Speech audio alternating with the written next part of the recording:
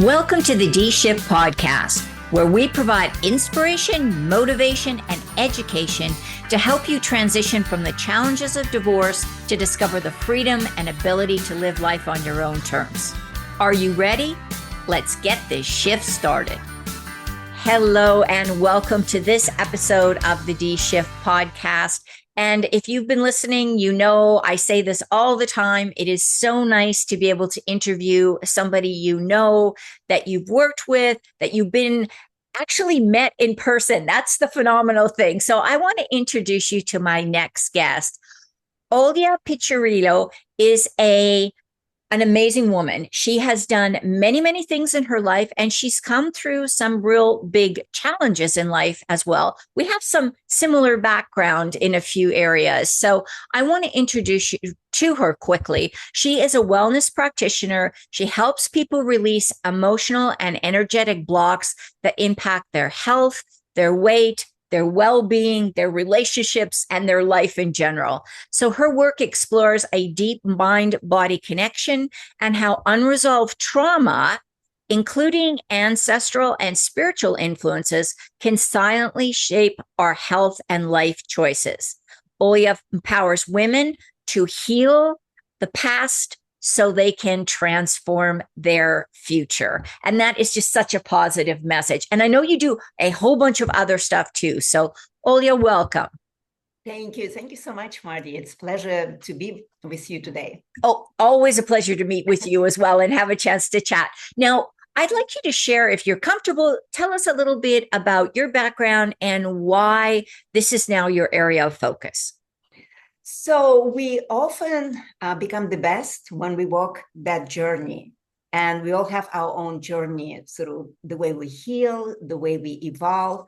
And my journey started when, probably since I was little, and I was a very sick child, and I never realized, nobody actually knew why I was always so sick, why I was always in the hospital, all these physical issues with appendix and gallbladder inflammation, chronic migraines, and IBS. So everything was just piling up. And only later in life, in my 20s, still very young, when I realized I can't live my life like this anymore. I can't be on medications because that was offered to me. I need to find another way to heal myself. And I started exploring different modalities, not even knowing what I'm doing. And of course, we always go to nutrition, we're always going to changing in lifestyles, all helped. And I felt better. Definitely some of my symptoms disappeared completely. And then I met the love of my life, and we got married, 2 kids, and 7 years later, he was diagnosed with terminal cancer. And when he died, all my symptoms resurfaced, everything. And my life was again the way it was when I was younger. So that became the turning point for me to understand that, yes, nutrition is great, lifestyle, absolutely, but you need to look at a much deeper layer of your body. And that's when I started exploring and came across that your nervous system plays a huge role. Your trauma that you experience in your past, they actually staying with you and creating energetic blocks. And when you heal your body, it's not just the symptomology. Okay, take a pill for your migraine or something. It's like going back to your roots and start healing from, deep inside. Yeah, and when transformation begins. Thank you. And so many cultures, if you're listening to this, I know we have listeners from all around the world, actually. But if you're listening to this in, I'm going to say, a Western culture, our go-to thing is go to the doctor and get a pill, take a medication. Like you say, maybe go to the gym and work out. But even things sometimes like sleep now is medicated. And I've had Dr. Lucinda Sykes came on and talked about the dangers for women in getting chronically hooked on using sleeping medications. Mm-hmm. So why do you think we do that? Why do we not listen to the more Eastern approach, which is deal with what's going on in your body and your mind, and your spirit even. Why do you think we've done that, or how's that evolved? Yeah, well, because we're trained to go to see a doctor, which, medical practitioner, specialist. But the thing is, when I was studying holistic nutrition, and I was listening to big gurus who are medical doctors, which is Deepak Chopra, and he was saying that even though he was trained as a cardiologist, when he went to medical school, they have only 3 hours of nutrition, Wow. and then days and days of pharmaceutical companies coming to them and telling them what they need to prescribe to heal. So it's not like the doctors are bad. They're Right, great. And sometimes that's a solution that we have. They can save our lives. But unfortunately, sometimes they give us only one option. right, It's medication or surgery. But there are so many different options to heal. And when you explore this, you realize you may never need to take medication. When with my chronic or genetic issues, I was prescribed everything for chronic migraine and my endometriosis, and my gallbladder supposed to be removed and everything. Well, at my age right now, late 60s, I'm still having all my organs, and I am not on any medication. And it doesn't mean that I never needed those. I choose a different path and I heal my body, so I don't need it. So the goal is to understand, and that's why I'm so passionate about it, that we do have options, right. so many options to heal, to repair. And your medications and surgery is not the only option. So explore, like open your mind, not to be just focused on listening to one doctor and taking that particular path. Yeah. So I thank you for sharing that. And I really appreciate, as I get older and as I work with more women and with more people going through divorce, men included, um, it's seems like more people are willing to understand, or at least recognize, there's a connection between life traumas and health and what you're experiencing. I know this is your area of expertise. So what do you think would be kind of key things that people should think about, either if they have health issues or if they're experiencing trauma? So I definitely would encourage everyone to explore, is your past what may be holding you back? And it may be holding you back, creating chronic pain that your doctors have no idea why you're having it. And they say like, oh, this is fibromyalgia, which is, again, it's a new diagnosis the doctors assign when basically they're saying, I have no idea why you're having it. And chronic migraines, but also digestive issues, weight. I see so many issues connecting to the emotions. And the reason I know that it's connected to the emotions, because when we work on the emotions, all those issues go away. And even the ones that supposed to be chronic, genetic, or even autoimmune issues, which we're supposed to be living with till the rest of our lives. But I've seen so many cases. I have so many testimonials from my clients that when you go deep and working with what you're storing in your body, and you just unlayering it or peeling off like the layers of the onion, things starts getting better and better. And for myself personally, I'm a survivor of many losses, people that I loved in my life, sexual abuse and physical abuse, emotional abuse, divorce. I mean, you name it, it's like probably yes, check, check, check.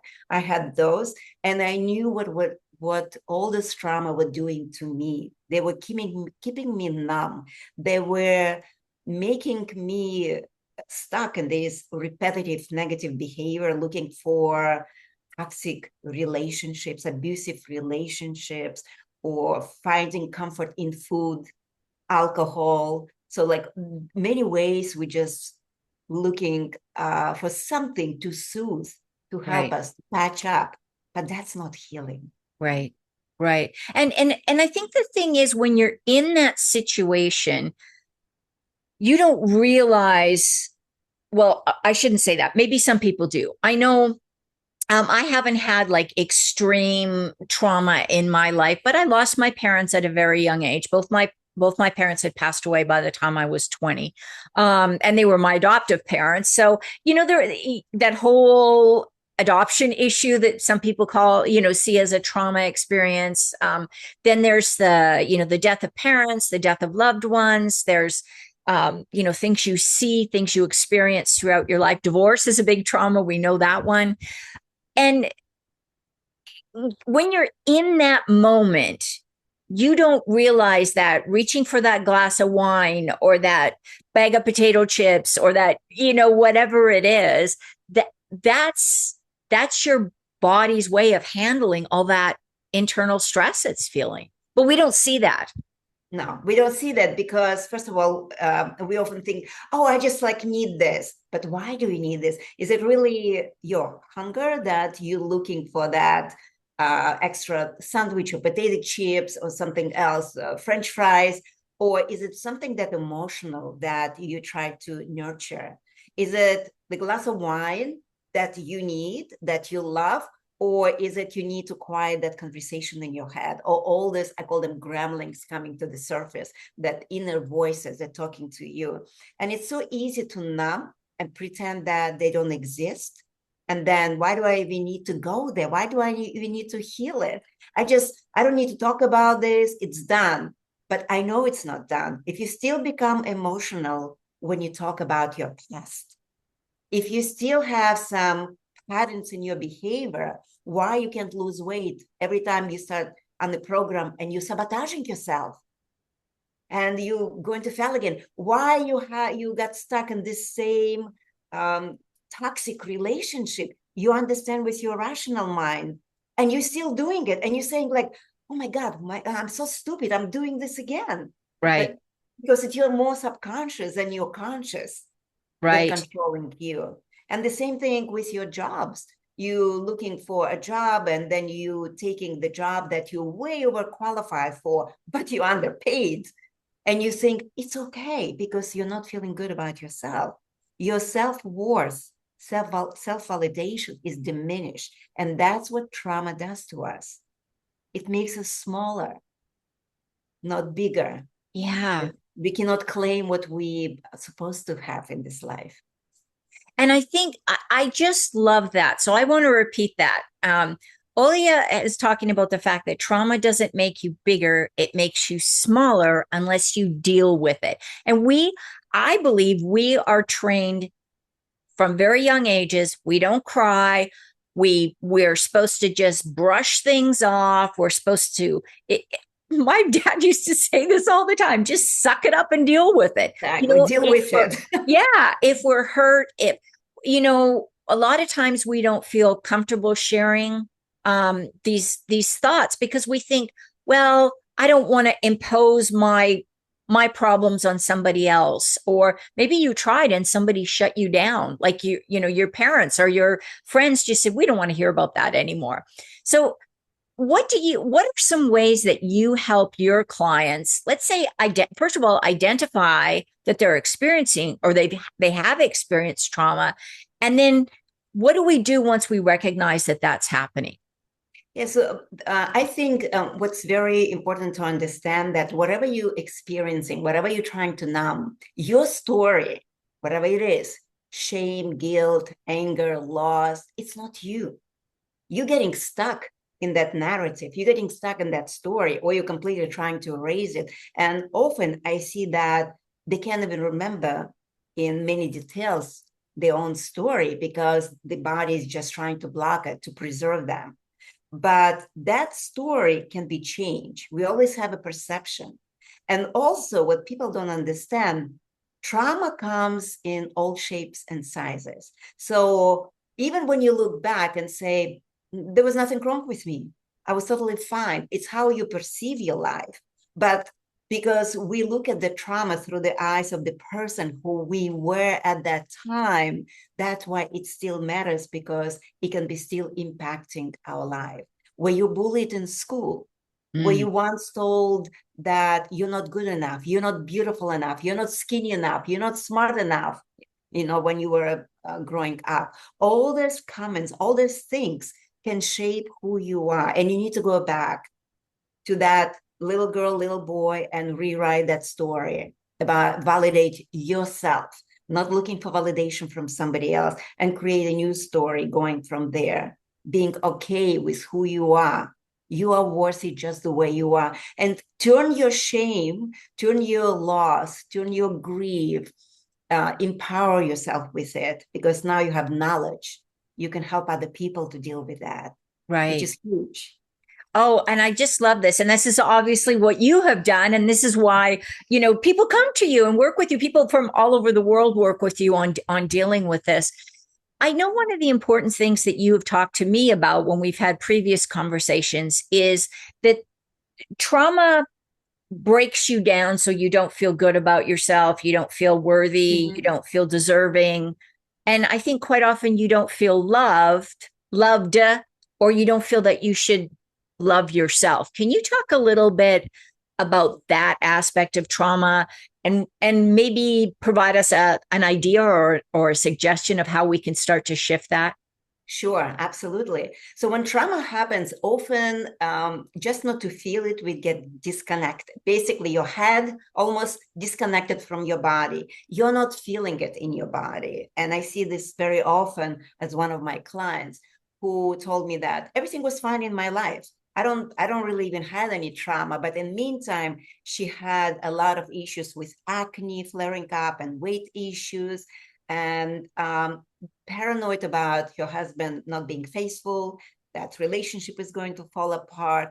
And during these sessions, which I do, like going really deep, like I have a specific technology that I scan human body by a piece of hair, showing what's going on the physical, emotional level. And also in our sessions, going through meditations and breathing and many other techniques, things started coming up almost like casually. But then she started crying, talking about her mother leaving her when she was very young, because she went to another country and come back with another man, remarried, pregnant, and she didn't see her mother going from small age for like 3-4 years. Wow. No wonder why you feel not good about yourself. You don't feel safe, because when trauma happens, our nervous system perceives it as we are not safe. We are in fight or flight. We are not safe. We have to survive. We have to do whatever it takes. Maybe we have to get numb, like freeze. Maybe we have to run away. Maybe it's like fight, flight, or freeze. So one of those states. And when this happens, we just become insecure. And we got disconnected from loving yourself, from thinking whatever happens in our life, we deserve the best. We should be looking for the best. This is what we should be doing. But we stuck always in fear, and also fear of losing somebody, fear that we are not good enough, somebody's going to leave us. And our body is relating to that and start manifesting with acne or skin issues and holding weight, which becomes very difficult to manage unless we start addressing, going back to your self-esteem, your building your self-love. And that's what I'm helping people do. Yeah. So, and we're almost out of time. I can't believe how fast these conversations can go. What's maybe one strategy or one tip or one idea that, let's say somebody's listening and going, I could see how this might be a factor in my life. What's sort of a baby step they could start to take to tapping into their ability to heal themselves? Sure. So, like, I would say the first one, start recognizing repetitive behavior. What are those patches you're using to patch your wounds? And it's not that difficult. Like, are you reaching for food when you're not hungry? And suddenly you're doing something good. You're so proud of yourself. And right at that moment, you start sabotaging it. And you see the cycles for you doing it over and over again. Something simple like this, somebody says like, oh, Mardi, you look so good today. I love your dress, or I love your look. And right away, what do? Like, oh my God, like I didn't wash my hair. Like I feel awful. No, don't say it. You don't even know how to accept it Yes. Because you feel small. You can't even, and I've seen this even working with models, gorgeous, beautiful women come to me and I say, oh my God, like, I love this color. You look so beautiful. Oh, like, I feel awful. You see this little pimple on my face. So all they're focusing something bad. Yes. Yes. Yeah. So You know, start it's focusing on what is your behavior I can tell you about yourself. And then why am I doing this? Where am I storing my trauma? Acknowledge it. And then right, go back. So how can I heal it? Go back into your body and just remind yourself that you are good just the way you are. You're perfect, whole, and complete. Your past shame, loss, whatever you experience, anger is not creating who you are today. right. Oh, that is so powerful. And you know, when you're saying this, I was just thinking, I had a very good friend who had a significant health issue because of her weight. And she worked with a functional nutritionalist. She worked with a bunch of people, and she lost a lot, like over 130 pounds in a relatively short period of time, about a year.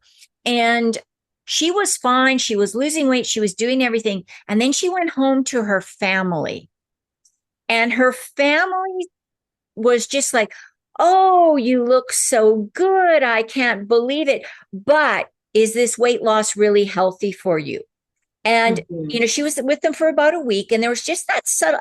They all have they're a fairly heavy family, and the whole message was, this isn't healthy, losing weight like this. She went Mhm. back, she gained all the weight back, and she just could never get back on track again. And I'm wondering now, when you're talking about this, was it because she got back into that family? And I know there was some family of origin problems. She was very open about that. And I'm wondering if that just triggered all those old traumas and insecurities back up again. Yeah, Yeah. absolutely. I actually see it very often in my practice that family can trigger some kind of specific health issues or behavior. And I've seen with one of my clients, she was doing so well. She was eating better, feeling better, energy was better. She was from Brazil. She went back to visit her mother. One time she came back with all these allergies flare up, which means inflammation in the body was much higher. Second time she went there, again, feeling healthy and good. She came back and calling me, texting me, oh my God, it's something awful happened. I was diagnosed with hepatitis C. I'm like, wait a second. I know your history. And I will never say, like, I can guarantee, almost guarantee you don't have it, but I knew she was not like, having multiple relationship or drinking, taking drugs or anything. There's chance that she has hepatitis C, almost like minimum. I said, you don't have hepatitis C. But what happened, I said, just wait for 2 months. Let's work on your emotions and go recheck. No, my doctor told me I might have cancer. I will die from, my liver cancer. And I said, just wait for a couple months and go retest it. And she did. It was negative. So she said to her doctor, well, it wasn't my blood work. Like, you told me that I have hepatitis C. And the doctor said, well, it could be some outlier, some mistake, can happen. Right. That's an explanation. But for somebody else who would not have taken that route to check it out and maybe work on this in a different way and your emotions, she would start taking medications to boost her liver, and which she would probably continue doing it till the rest of her life. Right. Right. Yes. So many So, of so these things. family can be a huge trigger, especially during holidays. Yes. Yes. And definitely, no. And whether it's a big holiday like the winter holidays, or whether it's summer vacations or anything like that, whenever you're mixing with people that may have been, a cause of your problems in the past, there's a greater likelihood these things are going to come up. Absolutely. Olya, Absolutely. you have, of all the things we've talked about, and I know we've just barely touched the surface on your level of expertise here. What do you think is the most important thing you'd like people to remember? What is the most, how precious they are. So they need to be connected to that little girl or little boy inside the body. Yeah. And we all have, and all those things that make you feel broken, I call them scars. You're not broken. You may be scarred, but you're never broken. And your Wonderful. future, you can rewrite your future. Your past already happened. Don't focus on that. But you can rewrite your future. Wonderful. I love that. I always love these little nuggets at the very end. They're so positive and uplifting. Olya, you've also provided us a gift. Can you tell a little bit about when people go and grab that gift, what they can expect? Absolutely. It's an emotional detox assessment. And I think it's very important for us to understand, as healing starts with awareness, where are you today, right now, at this moment? What behaviors are you doing to maybe patch up your old wounds that you're not even realizing? And I think that assessment helps you in different areas of your life, relationship or business or health and wellness. And then if you really see, like, you look at your numbers, yes, my God, like I didn't even realize that I am stuck in some old traumas and wounds. There is a link there to connect with me. You don't have to do it alone. I can show you the path, how you can move forward and be that best version of yourself. Wonderful. And so I'm going to encourage everybody to grab the gift. But if people want to learn more about you, what's the best way to find you online or social media? What's the best way to do that? Well, actually, one link, which is Olya, like my first name, OLYA 360.com, will take you to everything. You can book a call with me. You can see all my social media, my website, so everything in that one link. So Perfect. that probably, and schedule an appointment and let's have a conversation. There is no obligation and no cost, but it can give you a lot of value just to understand, like, what are you doing with your life? How are you coping with what happened to you before? And why you are stuck, the way you feel like you're stuck in your life right now. Thank you so much. And please take Olya up on this because she's absolutely phenomenal. Such a genuine, lovely person to work with. And she really has her clients' best interests at heart. Olya, thank you so much for being here today. I really appreciate this. And thank you, everyone, for listening in to this episode of The D Shift. And don't forget to tune in again next Tuesday. Thank you so much, Marty. It's always a pleasure. Thanks for listening and supporting the D Shift podcast. If you would like to attend live trainings by our amazing guests and have a chance to ask questions and get answers from our experts, join the D Shift crew. For more details and to sign up, head on over to www.divorcecoachforwomen and click on the podcast page.